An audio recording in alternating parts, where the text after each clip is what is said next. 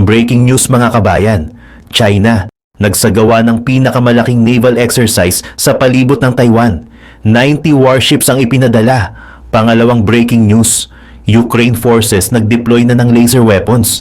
Pangatlong breaking news, Denmark, may inaalok sa Philippine Navy para mapalakas ang Navy natin. Ito ang modular cube system. Ano kaya ito? Bago tayo magumpisa, baka pwede pa like ng video na ito. Malaking bagay na to sa aming mga content creators. Maraming salamat po.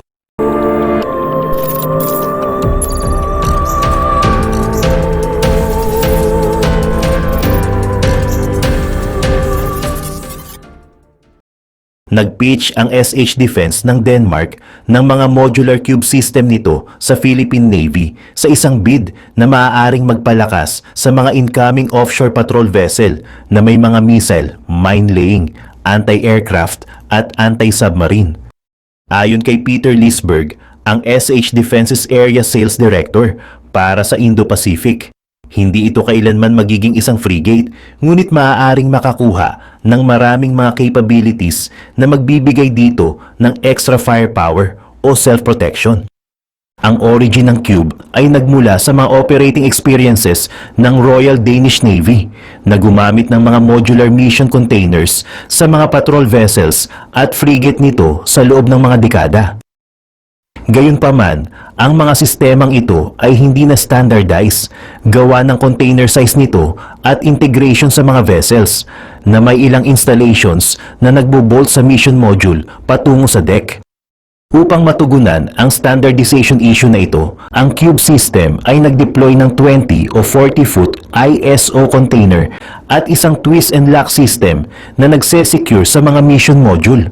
Ang mga container ng Cube system ay maaari ding ilipat ng posisyon na nagli-lead sa ilang mga configuration at capabilities na maaaring i-deploy ng vessel. Sabi ni Lisberg, ang Philippine Navy ay nakakakuha ng 6 na bagong OPV na binuo ng Hyundai at ayon din sa Hyundai ito ay parang isang multi-role platform, pero hindi. Dahil kung ito ay isang multi-role platform, madali mong mapapalitan ang mga mission at ang paglalagay ng container sa rear deck, kaya naman hindi ito binuo para maging isang multi-role.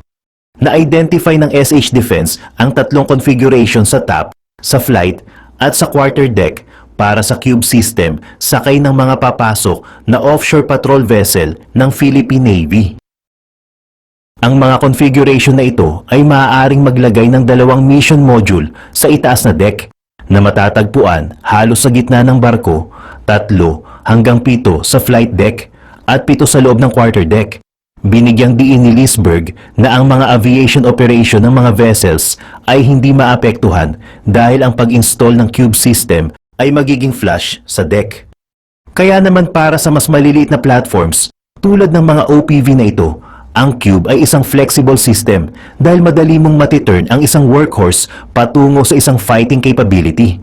Sinasabi din na hindi ito magiging frigate, ngunit makakakuha rito ng maraming capabilities na magbibigay ng extra firepower o self-protection gaya ng mga decoy system, counter-unmanned aerial system, o mga anti-torpedo system at iba pa. Sa iba pang mga balita, gumagamit na ang Ukrainian Defense Forces ng mga laser weapons na maaaring magpabagsak sa mga airborne targets. Sinasabing, iniulat ito ni Colonel Vadim Sukharevsky, commander ng Unmanned Systems Forces ng Ukraine. Ayon kay Sukharevsky, kung hindi ako nagkakamali, ang Ukraine ngayon ay naging ika-5 sa mga bansa na may kakayahang mag-claim na ito ay nagtataglay ng isang laser weapon. Gamit ang laser na ito, maaari nating pabagsakin ang mga sasakyang panghimpapawid sa exceeding 2 kilometers altitudes. Ayon sa kanya, ang laser weapon ay tinatawag na Trizob at ang Unmanned Systems Forces ay kasalukuyang nagtatrabaho upang masukat at mas palakasin ang laser. Tinalakay din ni Sukharevsky ang paggamit ng mga mother drone sa loob ng Defense Forces na nagdadala ng mga lightweight attack drone na may kakayahang makapag-extend ng kanilang operational range. Ngayon ay gumagamit kami ng tinatawag na Queen drones, FPV carriers, na may depth of entry na higit sa 70 kilometers. Ang mga naturang Queen drone ay maaaring mag-exist sa iba't ibang format at maaaring ibase sa parehong aircraft type na UAV at multicopters. Sa iba pang mga balita, sa gitna ng histerya dahil sa hindi kilalang drone swarm na tumatama sa US Mid-Atlantic, isang napakalaki at hindi pangkaraniwang operasyon ng hukbong pangdagat ng China ang isinagawa malapit sa Taiwan. Sa pagitan ng December 9 at December 11, mahigit 70 barkong pandigma ng China at 12-dosenang sasakyang panghimpapawid ang lumahok sa pinakamalaking naval exercise ng China.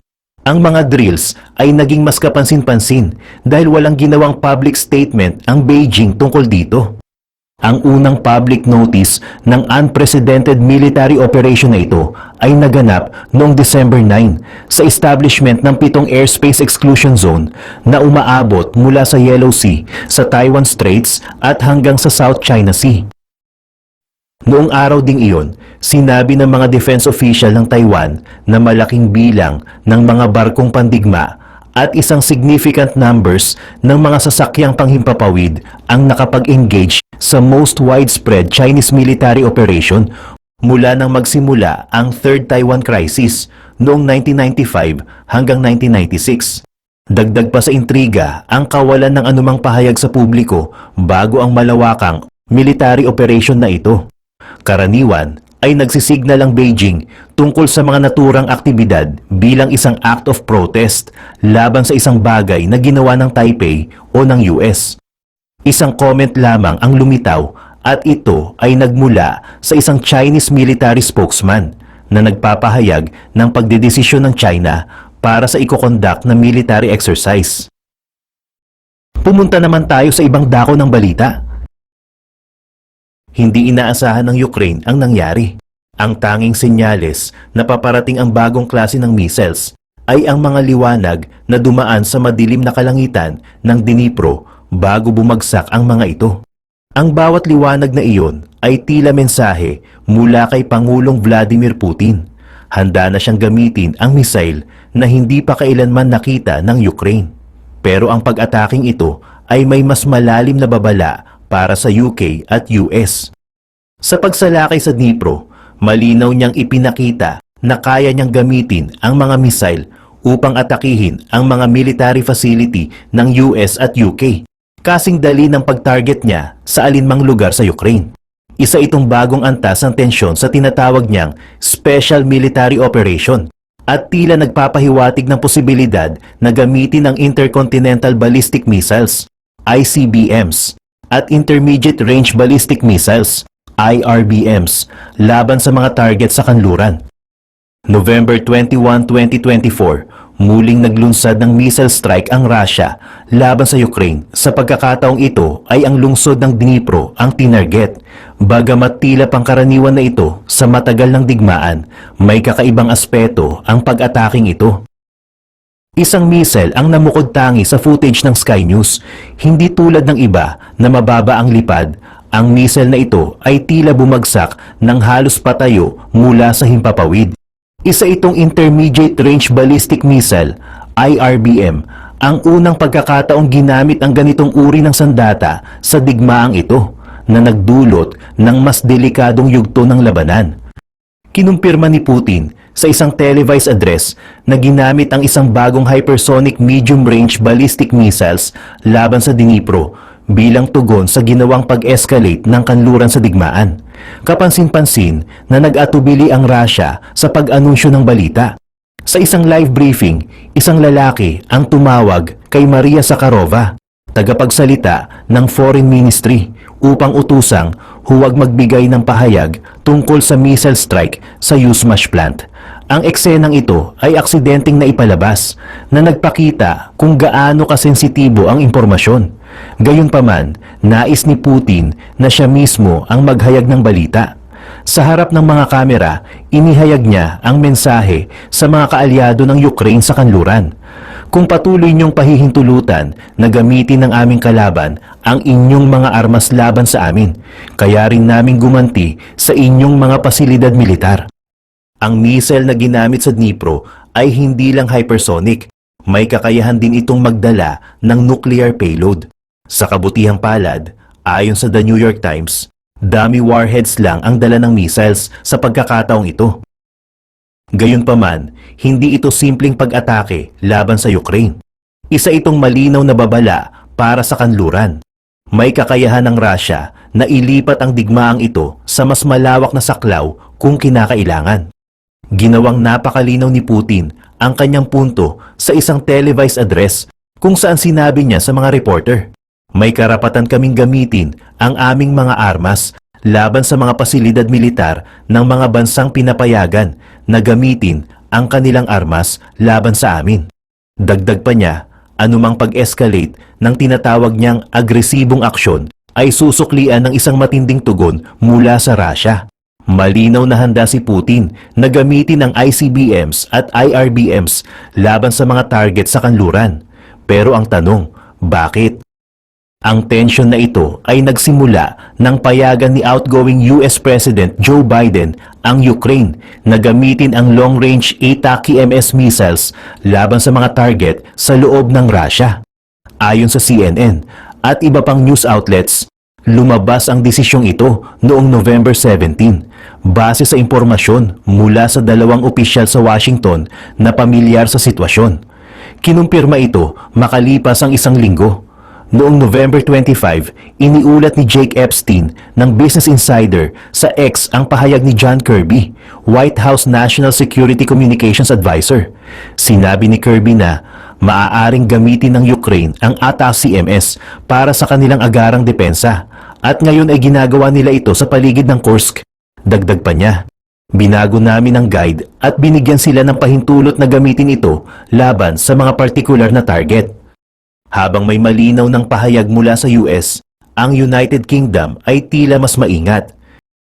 Gayunpaman, noong November 21, sinabi ni Prime Minister Keir Starmer sa Parliament, ang suporta ng UK para sa Ukraine ay palaging para sa self-defense. Ito'y proportional, coordinated at tumutugon sa mga aksyon ng Russia, alinsunod sa batas internasyonal. Hindi diretsahang kinumpirma ni Starmer kung pinayagan na ang paggamit ng Storm Shadow missiles. Pero ang aksyon ng Ukraine mismo ang nagsabi ng lahat. Isang araw matapos lumabas ang balita tungkol sa desisyon ni Biden, naglunsad ang Ukraine ng unang atake gamit ang ATACMS. Sa ika-1,000 day ng giyera, nagbigay ang Ukraine ng regalo kay Putin, 6 na ATACMS missiles. Ayon sa Reuters, sinabi ng Russia na 5 missiles ang kanilang na-intercept. Ngunit ang isa ay nagdulot ng sunog sa isang pasilidad militar sa Bryansk Oblast. Ayon naman sa Ukraine, matagumpay nilang tinamaan ang isang arms depot sa loob ng 70 miles sa Bryansk na nagdulot ng maraming pagsabog.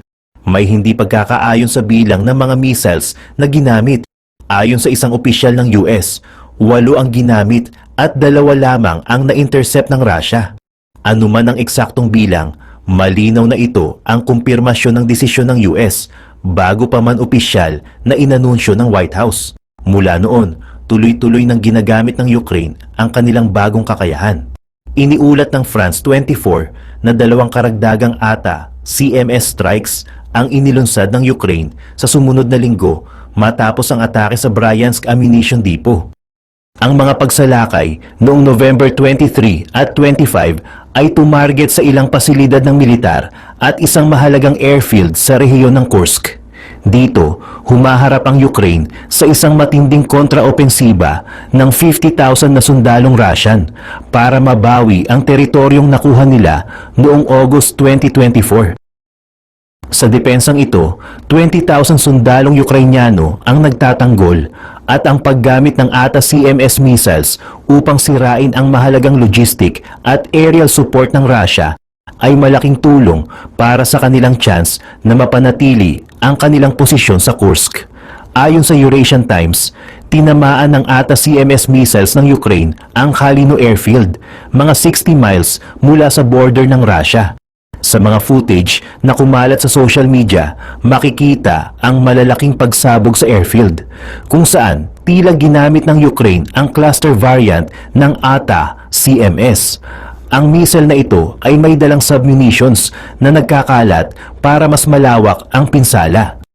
Samantala, ang pagsalakay noong November 23 ay tumarget sa Kursk na halos 60 miles rin mula sa border. Pero hindi lang ATACMS ang gamit ng Ukraine.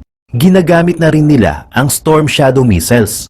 Noong November 22, iniulat ng Sky News ang unang kumpirmadong paggamit ng Storm Shadow missiles sa loob ng teritoryo ng Russia. Ayon sa mga senior military sources, naging napakatagumpay ang pagsalakay. Base sa ulat ng Financial Times, ang Storm Shadow Strike ay nasangkot sa pagkapinsala ng isang mahalagang North Korean general sa rehiyon ng Kursk. Bukod pa sa pagkamatay ng ilang opisyal sa isang Russian command center sa oblast. Hindi pinangalanan ang general, pero alam nating ang mga missile ay tumama sa bayan ng Marino. Sinamahan ng iba pang pagsalakay gamit ang iba't ibang armas na tumarget sa command structure ng North Korea. Kung iniisip mo kung bakit may North Korean soldiers sa Kursk, ito'y dahil ang 50,000 na sundalo ng Russia sa kontraopensiba ay kinabibilangan ng mahigit 10,000 North Korean troops na ipinadala sa Russia bilang bahagi ng kanilang Defense Pact. Ang serye ng mga pagsalakay, Storm Shadow at ATACMS ay ganti sa ballistic missile strike ni Putin sa Dnipro. Malinaw ang mensahe. Hindi matatakot ang Ukraine na gamitin ang kanilang long-range missiles laban sa Russia. Akala ni Putin na sapat na ang Dnipro strike para pigilan ang paggamit ng Ukraine ng ATA-CMS at Storm Shadow missiles. Pero ang nangyari, lalo pa nilang pinalakas ang mga pagsalakay sa mahahalagang posisyon ng Russia sa Kursk at paligid nito upang panatilihin ang teritoryong kanilang napanalunan. Ngayon, kinakaharap ni Putin ang realidad na mas marami pang mahalagang military sites ng Russia ang nasa loob ng saklaw ng ATA-CMS at Storm Shadow missiles. Ayon sa Institute for the Study of War, ISW, 245 na kilalang military at paramilitary objectives ng Russia ang kasalukuyang nasa abot ng ATA-CMS ng Ukraine, kabilang ang mga airfield, ammunition depots at command centers. Sa 245 target, 16 dito ay mga airfield na. Ayon sa ISW, inilikas na ng Russia ang kanilang mga aircraft mula noong tinanggal ng US ang mga limitasyon sa paggamit ng ATA-CMS. Bagamat hindi kasinlayo ng abot ng ATA-CMS ang Storm Shadow missiles, may saklaw itong humigit kumulang 155 miles. Marami pa rin sa 245 targets na binanggit ng ISW ang kayang abutin nito.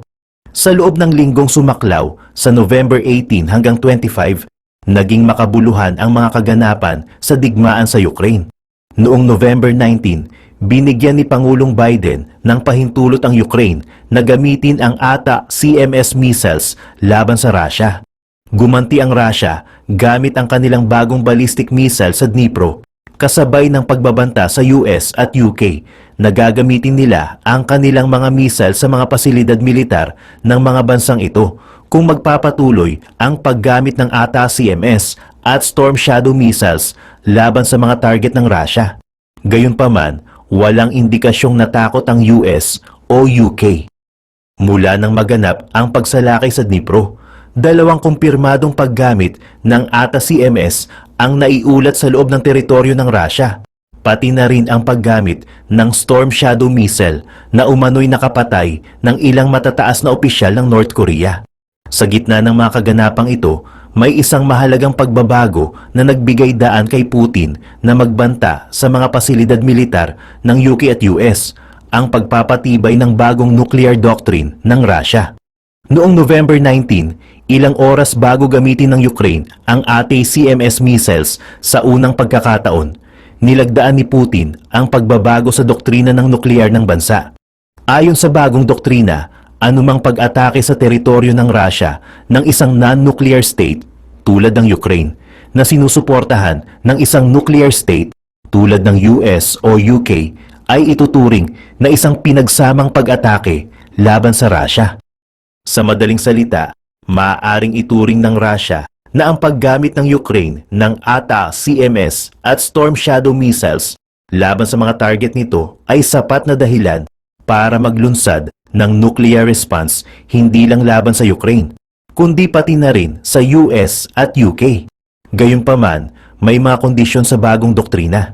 Ayon sa BBC, kailangang malakihan ang pag-atake gamit ang aircraft, drones o conventional missiles tulad ng long-range missiles ng Ukraine para ito ay maging basehan ng nuclear response.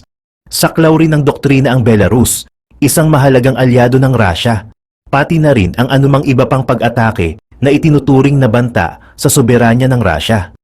Ayon sa Russia, hindi nila tinatakot ang mundo gamit ang kanilang nuclear arsenal, gaya ng sinabi ni Foreign Minister Sergey Lavrov.